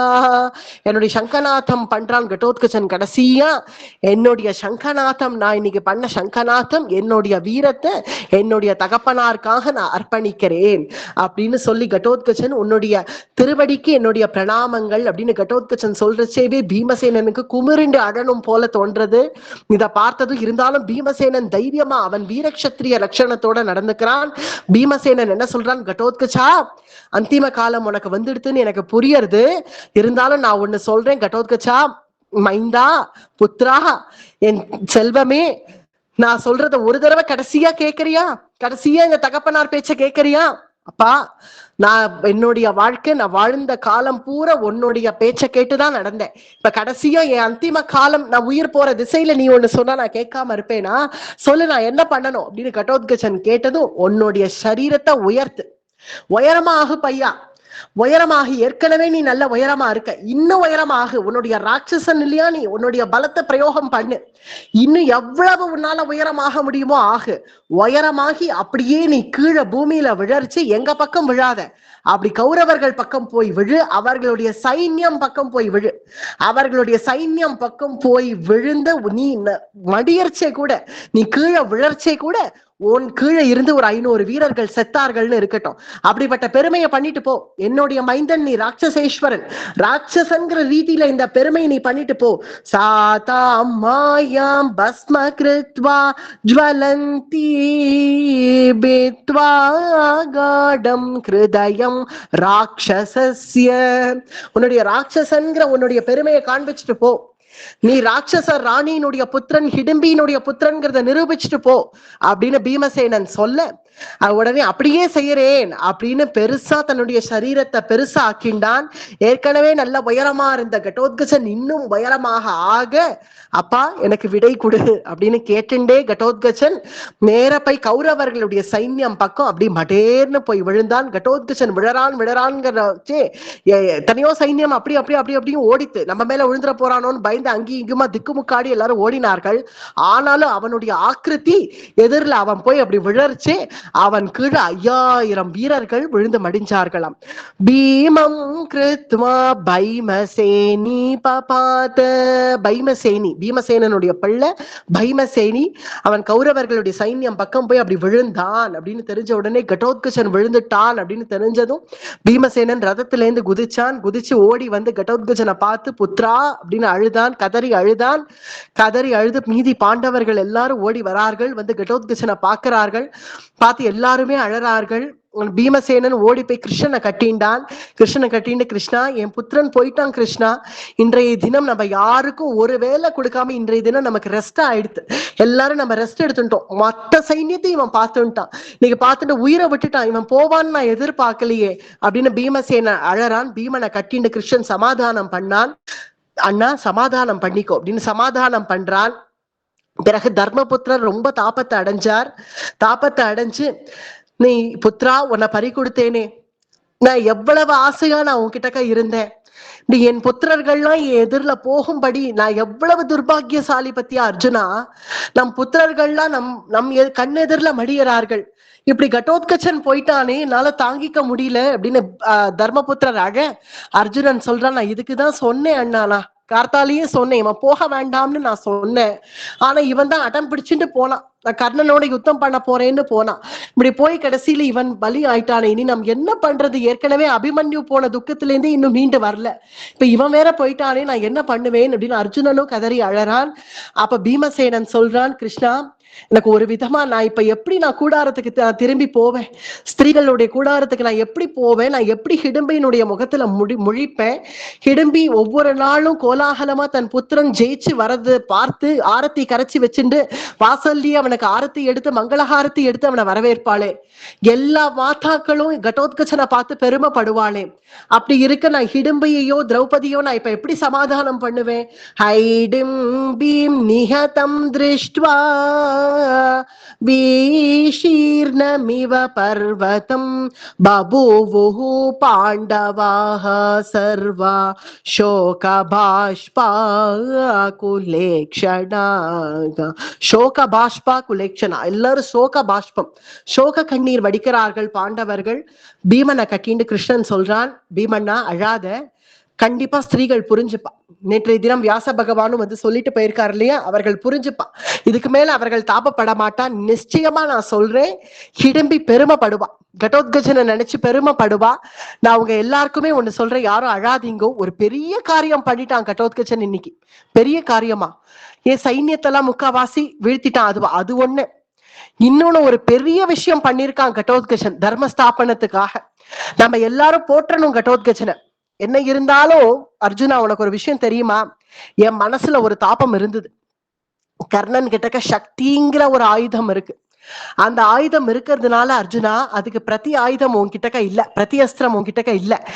அதனால எப்போது இன்னி வரைக்கும் கர்ணனோட நேரடியா நீ மோதல, ஏன்னா நீ மோத வேண்டான்னு தான் நானும் நினைச்சேன். ஏன்னா அந்த சக்திங்கிற ஆயுதம் இருக்கிறதுனாலதான், அவன்கிட்ட இருக்கிறதுனாலதான் உன்னுடைய வதத்துக்குன்னு அவன் சங்கல்பிச்சு வச்சிருக்கான் அந்த ஆயுதத்தை. ஆனால் இன்றைய தினம் நம் புத்திரன் கடோத்கஜன் அந்த சக்திங்கிற ஆயுதத்தை தன் நெஞ்சில வாங்கிட்டு தர்மஸ்தாபனத்துக்காக ஒன்ன நிலை நாட்டிட்டான். சக்திம் கடோத்கஜே நேமாம் வியம்சயித்வா மகாத்யுதே கர்ணம் நிஹதமே வாஜௌ வித்தி சத்யோ தனஞ்சயா. தனஞ்சயா, உன்னை காப்பாத்தி கொடுத்துட்டான் உன் புத்திரன். உன் புத்திரன் அபிமன்யு எப்படி யுதிஷ்டிரரை காப்பாத்தி கொடுத்தாரோ, துரோணாச்சாரியார் கைது பண்ணாம சக்கரவியூகத்துக்குள்ள பிரவேசம் பண்ணி எப்படி அபிமன்யு காப்பாத்தி கொடுத்தானோ யுதிஷ்டிரனை, அது போல கடோத்கஜன் அர்ஜுனனை காப்பாத்தி கொடுத்துட்டான். அர்ஜுனன் பிரதானம் இல்லையா நம்முடைய சைன்யத்துக்கு, தர்மஸ்தாபனத்துக்கு அர்ஜுனனுடைய பங்குங்கிறது ரொம்ப முக்கியம் இல்லையா. அத கடோத்கஜன் இன்னைக்கு நிலைநாட்டிட்டான். உன்னுடைய புத்திரனை நினைச்சு பீமண்ணா நீ பெருமைப்படணும். தர்மத்துக்காக போராடி உயிரை விட்ட கடோத்கஜன் நல்ல கதி அடையுவான். அதனால அவனை நினைச்சு நீ வருத்தப்படாம, உன்னுடைய புத்திரனுடைய புகழ் இந்த பாரத தேசம் இருக்கிற வரைக்கும் கடோத்கஜனுடைய யுத்தம் பேசாதவர்கள் இருக்க மாட்டார்கள். நம்ம தர்ம ஸ்தாபனத்துக்காக நம்முடைய தகப்பன்மார்களை காப்பாத்தினவன் இந்த கடோத்கஜன். அத்தகைய கடோத்கஜனுடைய வீர மரணத்தை நம்ம எல்லாரும் வணங்குவோம் அப்படின்னு கிருஷ்ணன் சொல்லி சமாதானம் பண்ணார்கள் பாண்டவர்களை.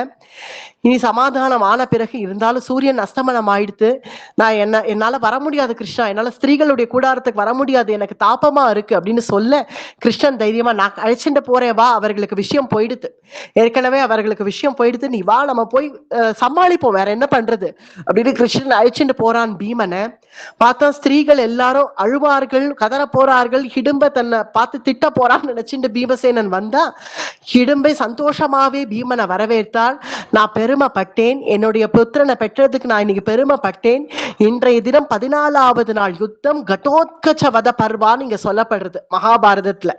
கடோத்கஜனுடைய யுத்தம்னு இன்னைக்கு பேசப்பட்டெடுத்து நம் புத்திரனை நினைச்சு நான் இன்னைக்கு பெருமைப்பட்டேன். வியாச பகவான் சொன்னது போல நாங்கள் இதை யதார்த்தம்னு ஏத்துக்கணுங்கிற முடிவுக்கு நாங்க வந்துட்டோம்.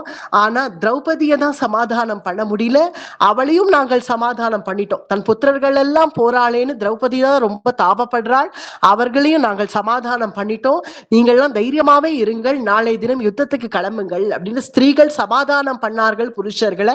இததான் வியாச பகவான் சொன்னார், ஸ்திரீகள் தீரமா இருந்து புருஷர்களை சமாதானம் பண்ணணும், அப்பதான் அவர்களால யுத்தம் பண்ண முடியும்னு. இப்ப பீமசேனனுக்கு இருந்த பெரிய கவலை ஹிடும்பையை எப்படி சமாதானம் பண்ணுவோங்கிற கவலை இப்ப அவனுக்கு தீர்ந்தது. இருந்தாலும் தன் புள்ள கடோத்கச்சன் போயிட்டானே அப்படிங்கிற தாபத்துல அன்னைக்கு பாண்டவர்களுடைய கொடிகள் எல்லாம் தாழ்த்தப்பட்டது, கௌரவர்களுடைய கொடிகள் உயர்த்தப்பட்டுடுது. ஏன்னா பிரதானமான வீரன் கடோத்கச்சன் தான், அவனும் போயிட்டான்னு. நீ அடுத்தது 15வது நாள் யுத்தம். 15வது நாள் யுத்தம் துரோணருடைய 5வது நாள் யுத்தம். துரோணர் சேனாபதியா பொறுப்பேத்துட்டு துரோணருக்கு இது 5வது நாள் யுத்தம். ஆனா 15வது நாள் யுத்தம் பாரத யுத்தம். 15வது நாள் யுத்தம் வழக்கப்படி துரியோதனன் காலமே புறப்பட்டு கிளம்பரிச்சு துரோணரை பாக்குறான். பார்த்து, ஆச்சாரியரே, எனக்கு உங்க மேல இருந்த நம்பிக்கை எனக்கு போயிடுது, அதனால இனிமே நீங்க விலகிக்கலாம், விலகிடு, நான் இனி வேற யாரையாவது நான் சேனாபதியா பண்றேன், கர்ணனை நான் சேனாபதியா பண்ணிக்கிறேன், நீங்கள் விலகிடலாம் அப்படின்னு. உடனே துரோணாச்சாரியர், ஏன் துரியோதனா இப்படி பேசுற, ஏன் நான் உனக்காக தானே நான் பாடுபட்டு இருக்கேன், நான் யுத்தம் பண்ணிட்டு இருக்கேன், அநியாயம் பண்ணி அபிமன்யுவை வதம் பண்ண சொன்னதுக்கு கூட நான் உன் கூட தானே இருந்தேன், இப்படிலாம் உனக்காக நான் உழைச்சுட்டு இருக்கேன், ஏன் இந்த மாதிரி என்ன அவமரியாதையா பேசுற அப்படின்னு துரோணர் கேட்டதும், நேற்றைய தினம் அந்த தடியன் கடோத்கச்சனை வதம் பண்ணது என்னுடைய மித்திரன் கர்ணன், நீங்க ஒண்ணும் பண்ணல, நான் ஒண்ணும் பண்ணலைன்னா அதுக்கு காரணம் அவன் எங்க கூட யுத்தம் பண்ண மாட்டேன்னு சொல்லிட்டான், நாங்க என்ன பண்ண முடியும், யுத்த நீதிலாம் எனக்கு வேண்டாம், நான் யுத்தமாவது நீதி ஆகுது, அது என்ன யுத்த நீதி, அதெல்லாம் பீஷ்மர் பண்ணது, யுத்த நீதி எல்லாம் பீஷ்மர் ஃப்ரேம் பண்ணது, அது எனக்கு வேண்டாம், பீஷ்மரே இனி போயாச்சு இல்ல, இனி பீஷ்மர் அந்தண்ட பக்கம் போன உடனே யுத்த நீதியை கடைபிடிக்கணுங்கிற அவசியம் எனக்கு இல்ல, அதனால நீங்கள் இப்ப யுதிஷ்டிரனை கைது பண்ண போறீங்களா இல்லையா, இன்னைக்குதான் நான் உங்களுக்கு கொடுத்த கடைசி நாள், இன்றைய தினம் நான் இன்னைக்கு ஒரே ஒரு நாள் பார்ப்பேன், யுதிஷ்டிரனை நீங்க கைது பண்ணலைன்னா நான் உங்களை யுத்தத்துல இருந்து விலக்கிடுவேன், என்னுடைய அப்பா எங்க அப்பா கிட்ட போய் நான் சொல்ல போறேன், நீங்கள் அடுத்த வேளை சாப்பாட்டுக்கு வழி இல்லாம நீங்க வந்து அஸ்தினாபுரம் வந்தப்போ உங்களை நாங்க தானே போஷிச்சோம், எங்க அப்பா தானே உங்களுக்கு தங்கறதுக்கு இடம் கொடுத்து, இருக்கிறதுக்கு வீடு கொடுத்து, உண்றதுக்கு உங்களுக்கு நல்ல ஆகாரம் கொடுத்து உங்களை நல்லா வளர்த்து வச்சா, நீங்கள் என்னடான்னா எங்களுக்கு துரோகம் பண்றீர்கள், எப்படி பாண்டவர்கள் பக்கம் தான் நீங்க வேலை செய்யறீங்க, எங்க பக்கம் நீங்க வேலையே செய்யல அப்படின்னு துரியோதனன் இப்படின்லாம் அவச்சொல் பேசினதும், ரொம்ப நல்ல மரியாதை எனக்கு கொடுத்துட்டப்பா, நிறைய பேசிட்ட, நிறைய வாங்கிட்ட, உன்னுடைய குருங்கிறத தாண்டி நீ நிறைய பேசிட்ட, உன்கிட்டக்க நான் எவ்வளவோ வாங்கிட்டேன், வாங்கணுங்கிற அவசியம் கூட எனக்கு இல்ல, ஆனாலும் வாங்கிட்டேன், இங்க பார், நான் நினைச்சிருந்தா நான் பாண்டவர்கள் பக்கம் இருந்து யுத்தம் பண்ணிருக்கலாம், ஏன்னா அவர்களும் என்னுடைய சிஷ்யர்கள் தான், நீயும் தான், ஆனாலும் நான் உன் பக்கம் இருந்தேன், அதுக்கு காரணம் என்ன, காரணம் நீ இப்ப சொன்னிய இதெல்லாம் தான், உன் அப்பா தான் என்ன பார்த்துட்டார், உன் அப்பா தான் எனக்கு இருக்கிறதுக்கு கிரகம் கொடுத்தார், இதெல்லாம் சொன்னியே, அந்த நன்றி விசுவாசத்துக்காக தான் நான் இங்க இருந்தேன், ஆனா நீ இன்னைக்கு நிறைய பேசிட்ட, இன்னைக்குதான்ப்பா என் கடைசி நாள், நீ என்ன சொல்றது, நானே சொல்றேன், என் கடைசி நாள் இன்னைக்குதான், நான் இன்னைக்கு நீ சொன்னதை நான் செஞ்சிடுறேன், எப்படியாவது செஞ்சிடுறேன், என்னை விடு, தயவு செஞ்சு இதுக்கு மேல பேசாத, என்னால தாங்கிக்க முடியல, இதுக்கு மேல உன் பேச்சல் ஏச்சல்லாம் என்னால கேட்க முடியல, என்னை விட்டுடு, நான் என்னை யுத்தம் பண்ண விடு, நான் கிளம்புறேன் அப்படின்னு சொல்லி துரோணர் மனசு கலங்கினபடி, இப்படி தன் சிஷ்யன் கிட்ட இப்படி திட்டு வாங்கிட்டோமேனு மனசு கலங்கினபடி துரோணர் யுத்தத்துக்கு புறப்பட்டு வந்துட்டார். யுத்தத்துக்கு புறப்பட்டு அவருக்கு ஒரு ஆத்திரம் வந்தது, என்ன துரியோதனன் இப்படி பேசுற அளவுக்கு நம்ம நடந்துட்டோமேனு ஒரு ஆத்திரம் வந்தது. அந்த ஆத்திரத்துல சரமாரியா அடிச்சு தள்ளுறார் பாண்டவர்கள் பட்சம், அடிச்சு அந்த சைன்யம் பூரா துவம்சம் பண்ணிட்டே போறார் துரோணர். இவர் துவம்சம் பண்ணிட்டே போர்ச்சே அங்க பார்த்தா எதிர விராட்டராஜன் வந்து நிக்கிறான். விராட்டராஜன் யாருன்னா உத்தரகுமாரியினுடைய தகப்பனார், பாண்டவர்கள் அஜ்ஞாத வாசம் விராட்ட தேசத்துலதான் பண்ணார்கள், அந்த விராட்ட ராஜா தான் இவன். இந்த விராட்டராஜன் எதிரில வந்து நின்னதும் விராட்டராஜன் ஒரு பொருட்டே இல்லை, விராட்ட சைன்யம் பூரா துவம்சம் பண்ணி துரோணாச்சாரியர் விராட்டராஜனை அடிச்சு வீழ்த்திட்டார். விராட்டராஜன் கீழே விழுந்து அவன் வீரகதி அடைஞ்சிட்டான். பிறகு விராட்டராஜன் விழுந்துட்டான்னு தெரிஞ்ச உடனே அங்க துருபதன் மகாராஜா, திரௌபதி திருஷ்டத்யும்னனுடைய தகப்பனார் துருபத மகாராஜா அங்க வரார். துருபத மகாராஜன் வந்து விராட்டராஜன் ஒரு பெரிய வீரன், அவனை அடிச்சு வீழ்த்திட்டார் இந்த துரோணர்னு தெரிஞ்சதும் நம் யுத்தம் பண்ணலாம் அப்படின்னு துருபத மகாராஜா எதிரில வந்து நிக்க, ஹே துரோணா, எனக்கும் உனக்கும் தீர்க்க வேண்டிய கணக்கு பாக்கி இருக்கு, வா என்னோட வா யுத்தத்துக்கு அப்படின்னு. துரோணருக்கும் துருபதனுக்கும் இருக்கிற பகை நம்ம எல்லாருக்கும் தெரியும், நம்ம ஸ்டார்டிங்ல அதெல்லாம் அனுபவிச்சோம். மகாபாரதம் ஆரம்பிக்கிறச்சே. அப்ப துரோணருக்கும் துருபதனுக்கும் ஒரு பெரிய வாக்குவாதம் ஆயிடுத்து, சண்டை ஆயிடுத்து, மனஸ்தாபம் ஆயிடுத்து. அதனாலதான் துருபதனை கைது பண்ணிட்டு வரும்படி துரோணாச்சாரியார் சொன்னார். கைது பண்ணிட்டு வந்ததுனால அர்ஜுனனுடைய வீரம் பராக்கிரமம் இதெல்லாம் பார்த்து இதுக்காகவே திரௌபதியை உற்பத்தி பண்ணார் துருபதன், அர்ஜுனனுக்கு விவாகம் பண்ணி கொடுக்கணுங்கிறதுக்காகவே. அது போல திருஷ்டத்யும்னனை துரோணரை வதம் பண்ணணும் அப்படிங்கிறதுக்காகவே திருஷ்டத்யும்னனை உற்பத்தி பண்ணி வச்சிருக்கார். அத்தகைய யக்ஞசேன மகாராஜாவாகிய துருபதன் இப்ப துரோணர் எதிரில நானே வந்து உன்னோட யுத்தம் பண்றேன் அப்படின்னு துரோணரோட யுத்தம் பண்ணிட்டு இருக்க. துருபதன் ஒன்னும் ஒரு பெரிய பொருட்டே இல்ல துரோணருக்கு. துருபதனோட கொஞ்ச நேரம் யுத்தம் பண்ணி துருபத மகாராஜாவை அடிச்சு வீழ்த்திட்டார். துருபதன் கீழே விழறார் அப்படின்னு தெரிஞ்ச உடனே அர்ஜுனன் கிருஷ்ணார்ஜுனர்கள் அங்க யுத்தம் பண்ணிட்டு வர அர்ஜுனன் சொல்றான், கிருஷ்ணா ஒரு நிமிஷம் ரதத்தை நிறுத்து, அங்க பாத்தியா அங்க என்ன ஆச்சு அர்ஜுனா அப்படின்னு கிருஷ்ணன் பாக்குறான். அங்க பார், என்னுடைய மாமனார் துருபத மகாராஜன் விழறது போல தெரியறது, கொஞ்சம் அங்க போய அந்த பக்கம் ரதத்தை எடுத்துட்டு போ அப்படின்னா. ஆமா அப்படின்னு கிருஷ்ணன் உடனே ரதத்தை திருப்பினான். திருப்பி அங்க துருபதன் பக்கத்துல போய் பார்த்தா துருபத மகாராஜா அடிபட்டு கீழே விழறார். நெஞ்சில வந்து பானம் தாக்கித்து, துரோணருடைய பானம் நெஞ்சில தாக்கின உடனே துருபதன் அடிபட்டு விழறார் அப்படின்ன உடனே தன்னுடைய தேவதத்தம் அப்படிங்கிற தன்னுடைய சங்கத்தை எடுத்து சங்கநாதம் பண்ண